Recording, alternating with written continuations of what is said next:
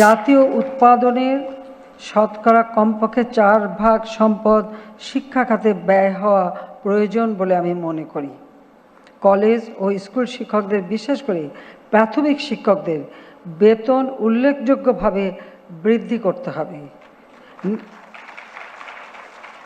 নিরক্ষরতা অবশ্যই দূর করতে হবে।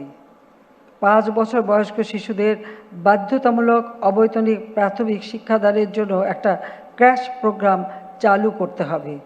আনকোড। তিনি যে শুধু বলে দিয়েছিলেন তা নয়, সেটা কিন্তু তিনি বাস্তবায়নও করেছেন এবং এটাই আমাদের পাথেয়, চলার পথের পাথেয়। 15ই আগস্ট জাতিপিতাকে হত্যার পর আসলে বাংলাদেশ একটা বিধ্বস্ত বাংলাদেশ তিনি গড়ে তুলে যখন আর্থসামাজিক উন্নয়নের পথে দেশকে এগিয়ে নিয়ে যান, তখনই তো 15ই আগস্ট আমাদের জীবনে ঘটলো এবং তারপর থেকে সব কিছু যেন স্থবির হয়ে গেল। যাও, 21 বছর পর আওয়ামী লীগ সরকার আসার সুযোগ পেয়েছে এবং সরকারি এসেই আমরা জাতির পিতা সেই নির্দেশিত পথে আমরা দেশের উন্নয়নের পদক্ষেপ নেই এবং সেই সময় যতগুলি স্কুল আমরা প্রাইমারি পেয়েছিলাম সব আমরা সরকারিকরণ করে দিই। শিক্ষকদের আমরা সরকারি চাকরির মর্যাদা দিই এবং আমরা একটি গণমুখী যোগ্য উপযোগী শিক্ষা নীতিমালাও প্রণয়ন করি। পাশাপাশি সে সময় আমাদের দেশে কেউ কম্পিউটার চালাতোই না, জানতোই না। এই কম্পিউটার শিক্ষা দেওয়া এবং কিভাবে এই আধুনিক প্রযুক্তি জ্ঞান সম্পন্ন আমরা আমাদের দেশের জনগোষ্ঠী গড়ে তুলব, সেই পদক্ষেপও আমরা নিয়েছিলাম। সেই সময় আমরা সব স্কুলে কম্পিউটার দিতে পারিনি, কিন্তু আমরা অনেকগুলি গাড়িতে করে মোবাইল কম্পিউটার ল্যাব তৈরি করে গ্রামে গ্রামে বিভিন্ন জায়গায় জায়গায় পাঠিয়ে দিতাম। ওখানে বসে যেন ছেলেমেয়েরা অন্তত কিছুটা এর সঙ্গে একটা পরিচিত হতে পারে এই নতুন প্রযুক্তি সম্পর্কে এবং সমস্ত ট্যাক্স যা যা ছিল সব আমরা হ্রাস করে সহজলভ্য করে দিই আমাদের দেশের ছেলে মেয়েদের জন্য। যা এবং আমাদের যত টেলিফোন সেগুলি অ্যানালগ ছিল সেটাকে ডিজিটাল করে দিই, অর্থাৎ প্রযুক্তির দিকে আমরা এগিয়ে যাই। হাতে তো সময় পেয়েছিলাম মাত্র 5টা বছর, এর মধ্যে যতটুকু করা এবং প্রতিটি গ্রামে যাতে স্কুল থাকে, প্রতিটি 2 থেকে 2.5 কিলোমিটারের মধ্যে যোগাযোগ ব্যবস্থা, মানে আমাদের তো খাল বিল নদী নালার দেশ, সেটা মাথায় রেখে প্রতিটি অঞ্চলে নতুন নতুন স্কুল প্রতিষ্ঠা করা। প্রাইমারি স্কুল, কিছু কিছু স্কুল ছিল 1 কামরা, সেগুলো আমরা 3 কামরা করে দিই। সেইভাবেই আমরা আমাদের প্রাথমিক শিক্ষাটাকে আরও সামনের দিকে এগিয়ে নিয়ে যাই এবং বাজেট, শিক্ষা খাতে বাজেট বরাদ্দ আমরা 66% বৃদ্ধি করি। আর পাঠ্যপুস্তকও আমরা বিনা পয়সায় দেওয়া শুরু করে দিই। প্রতিটি বিদ্যালয়বিহীন গ্রাম এবং পাশাপাশি কয়েকটি গ্রাম মিলে একটা জায়গায় করলে যেন সব গ্রামের লোকরা কাছাকাছি ছেলেমেয়েরা পড়াশোনা করতে পারি, সেই পদক্ষেপ নিয়েও আমরা এই স্কুল প্রতিষ্ঠা করা শুরু করি। আমাদের উপবৃত্তি আমরা চালু করি, কারণ আমি যখন 81 সালে আসি সারা বাংলাদেশে ঘুরি, দেখতাম বাচ্চারা ঘুরে বেড়াচ্ছে, স্কুলে পাঠায় না।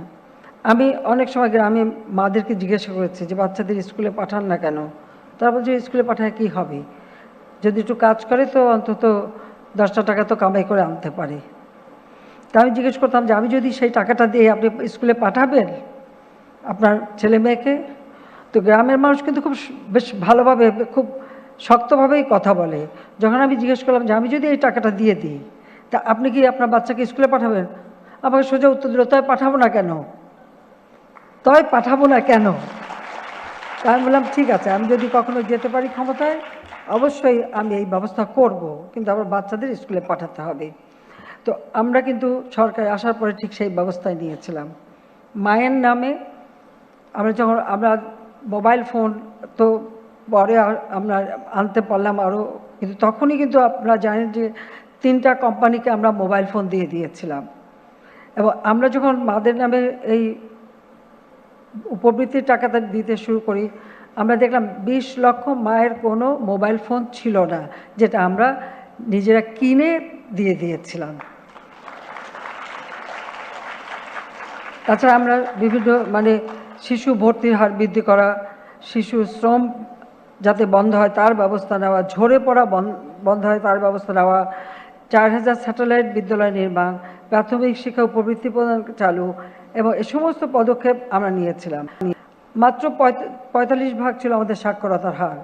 আমরা একই দিকে যেমন প্রত্যেকটা জেলাকে নিরক্ষরতা মুক্ত করবার একটা কর্মসূচি হাতে নিই, নিরক্ষরতা মুক্ত জেলা করার জন্য সেখানে বয়স্কদের শিক্ষার জন্য আলাদা ব্যবস্থা, বিভিন্ন এনজিও এবং অন্যান্য প্রতিষ্ঠানকে তাদের কাজে লাগিয়ে বয়স্কদের স্বাক্ষর জ্ঞান দেওয়ার ব্যবস্থা নিয়েছিলাম। আর তাছাড়া বাচ্চাদের স্কুলে সেই ব্যবস্থা আমরা করি, যার ফলে আমরা প্রায় 65.5 আমাদের সাক্ষরতার হার বৃদ্ধি করি। আমরা একটা আন্তর্জাতিক পুরস্কারও পাই সেই জন্য। আর সেই টাকা দিয়ে আমরা আবার একটা ট্রাস্ট ফান্ড করে দিই, যেন এই ট্রাস্ট ফান্ডের মাধ্যমে আমরা মানুষকে সহযোগিতা করতে পারি। কিন্তু আমাদের দুর্ভাগ্য হলো যে 5 বছর পরে যখন আবার 2009 সালে সরকার আসি, তখন দেখলাম যে আমাদের সাক্ষরতার হার আবার ওই 65.5 থেকে কমে আবার সেই 44-45-এ নেমে গেছে। কারণ মাঝখানে 8 বছর আওয়ামী লীগ ক্ষমতায় ছিল না, 2001-এ বিএনপি আসে, এরপরে তত্ত্বাবধায়ক সরকার, কাজে ওই অবস্থা দাঁড়ায়।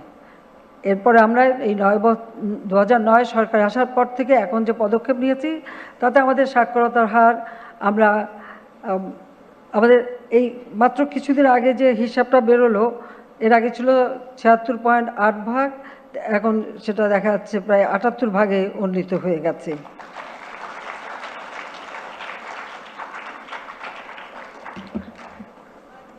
আমরা মনে করি যে দারিদ্র্যমুক্ত বাংলাদেশ গড়ে তুলব।